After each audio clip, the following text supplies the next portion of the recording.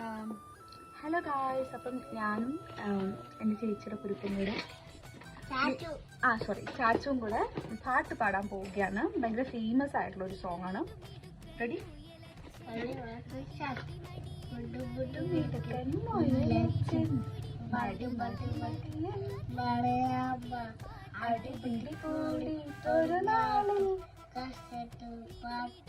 കഥയിതു കാട്ടിൽ പാട്ടായി